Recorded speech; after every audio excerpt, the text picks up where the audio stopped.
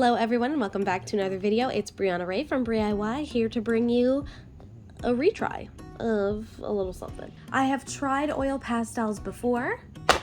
I was okay with them. I was okay with the way that it came out, but I always told myself I wanted to give them another shot. Just because I wasn't super obsessed with what I made the first time. So this time around, I am going to be retrying oil pastels, but for a specific purpose. Not too long ago, it was actually probably pretty long ago now that I'm thinking about it, at least a year ago, I did a neon sign formula that someone created to kind of make something look as though it were neon. And it starts with very white in the middle, and then the color that you want the neon to actually be, so like if it were a pink neon sign, it would be pink. And then it kind of fades into black. Obviously with acrylic paint, we kind of made those measurements, lined everything up. I can show you the videos up here, by the way, if you want to see what I'm talking about.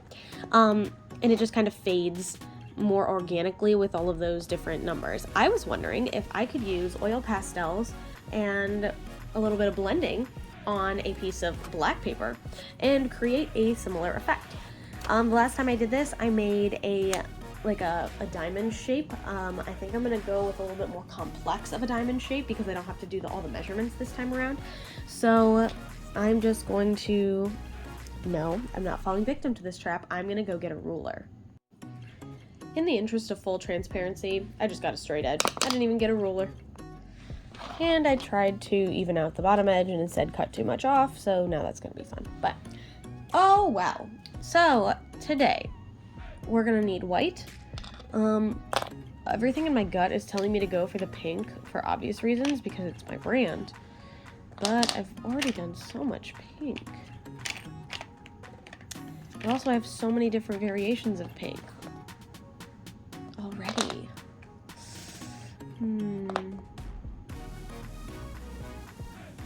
Yeah, I'm sorry. I'm gonna have to go predictable in this one. I mean, I guess I could go blue. Will it show up as nicely on the black, though? Golly gee. Maybe green? Looks like I have a lot of greens. I do have a lot of green, and green is actually my favorite color, so I don't feel bad about this move. So I'm going to start off by going over all of these lines that I made with the white, because this is going to be like the light. And the one thing I really don't like about these is they go on a lot like crayons. They've got like kind of this waxy situation going on to them. So let's get all this done first, and then I'm going to take the cotton swabs and I'm going to try to blend them out a little bit.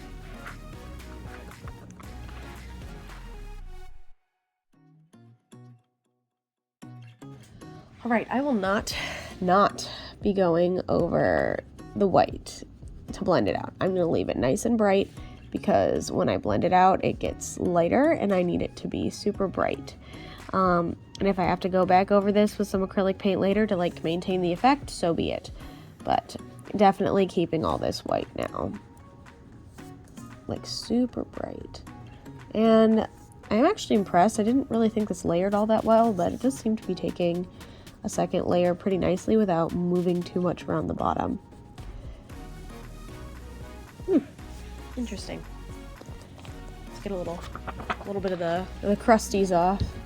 I don't know why, but like working with these oil pastels always make me think of like eye boogers, like eye crusties, you know? I don't know, it just kind of gives me that vibe. You can feel free to disagree with me in the comments, but that's my hot take on oil pastels. So obviously I have some different tones here. Obviously this is maybe arguably a lighter green, but it's also brighter, so I'm going to move it further out as if it's darker and go with the less saturated green as my next color. So I am going to go all around the outsides with this guy, and this is where we're going to start blending a little bit later on, but everything has to be filled in, so I'm going to go kind of all around the inside of these shapes like this.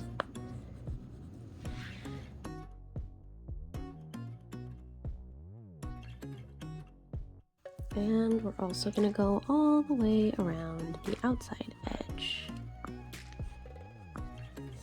So hopefully you can kind of see even now how this is going to create that effect. I'm very impressed with how well this like layers over other colors. Like I don't remember that from the last time I did this, which was an even longer time ago that I worked with oil pastels. I think this was like only like a $5 set. I feel like I got it as like an Amazon add-on item. I don't even know if they do add-on items anymore.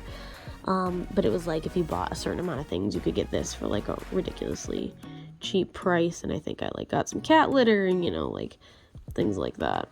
And then I was like, oh, well, you know, it's so cheap, might as well. But yeah, so that's kind of how this looks. And now I'll move into the next darkest color, but because of my space constraints, I'm actually wondering if I should, no, I'm not gonna skip it. I need to go for the neon. And if it blends weird, it blends weird. So let's go. Can you even tell the difference? Yeah, you can. Okay, good. So yeah, I'm just gonna continue this pattern, adding on to the next layer all the way around until I get to my darkest color.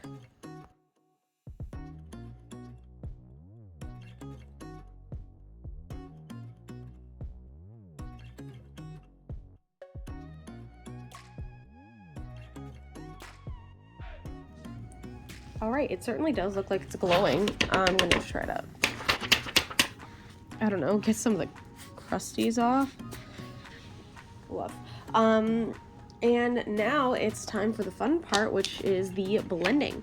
So I am going to get started by kind of coming into one of these little internal diamonds here, and I'm just gonna start spreading some of this color out, trying to keep in the same direction. God, I hate touching things with my fingers. That I originally drew the lines.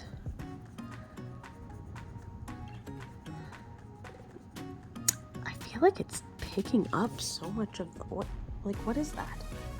Like, I feel like I just, like, pulled it off in some places. Is that normal?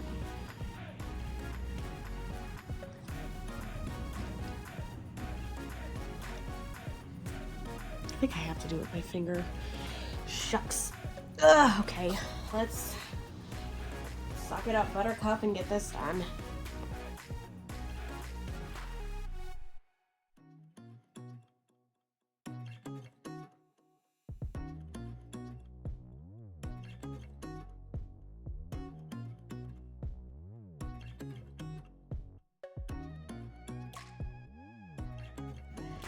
All right, it looks okay.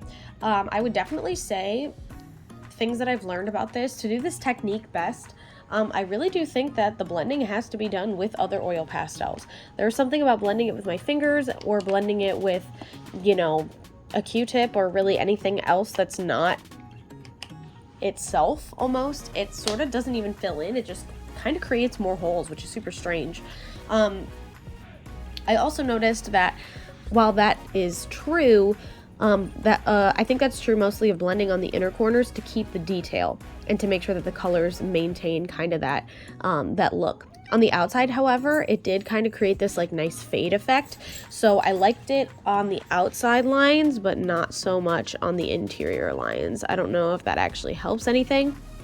I did actually enjoy this experience with oil pastels more than I did in the past. To be fair, these are old. I don't know if these have a shelf life. I don't know if there's a time that they're supposed to be thrown away and maybe they're bad.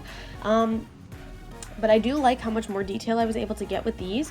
I do like how much more forgiving they are than, say, I believe I've also tried a similar glow technique with like markers and colored pencils, and I definitely like the way that this effect looks best. I'm kind of showing it from a little bit further away in this angle so you can kind of see what I mean. But it's definitely clear what I was trying to do, and overall I'm glad I finally found a nice cool effect to use for my oil pastels.